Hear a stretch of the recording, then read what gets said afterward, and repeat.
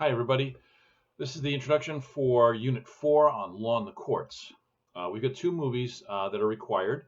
One is about the Supreme Court confirmation process. It is a docudrama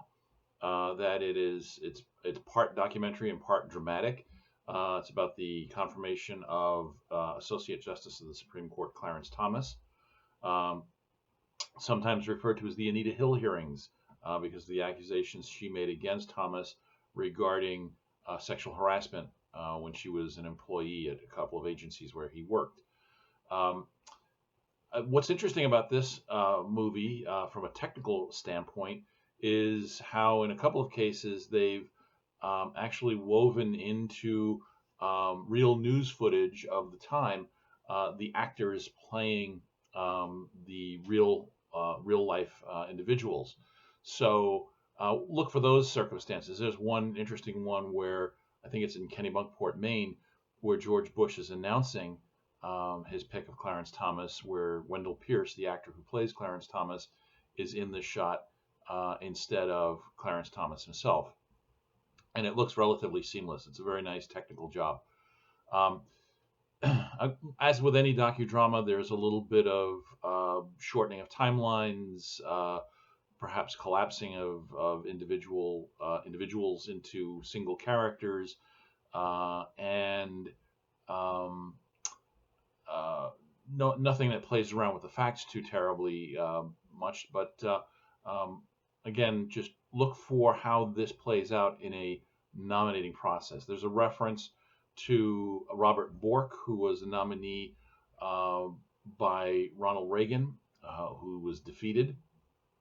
Um, and you might see some similarities if you paid any attention a year or two ago. You might see some similarities to the Kavanaugh nomination.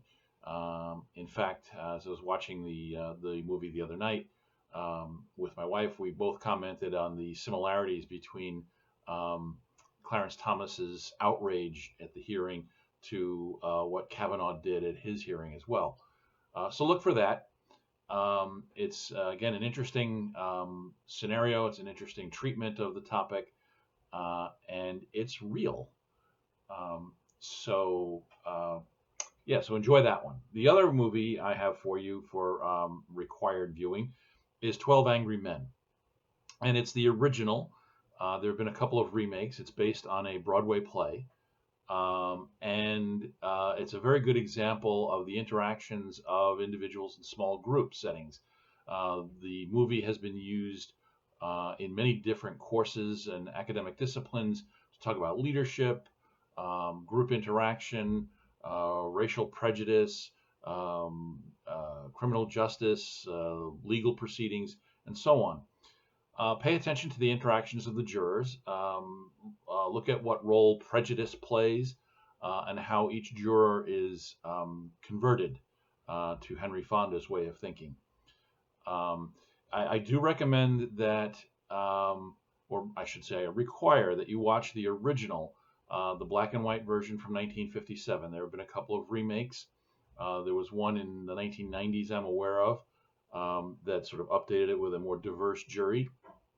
And since then, the play has been redone so that it's 12 Angry Jurors instead of 12 Angry Men. Um, what I think is interesting about the original is that it highlights the sexism by not having any women on the jury, and by having all white men, demonstrates some of the racial prejudices of the time. So enjoy those two movies. And as I said in an announcement and an email, I have added one optional movie at the request of one of the students in the class.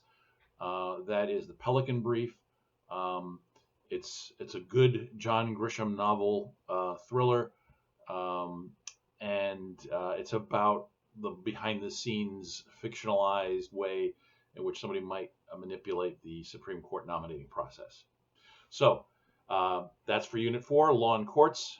Enjoy the movies, and I'll see you next time in our video session.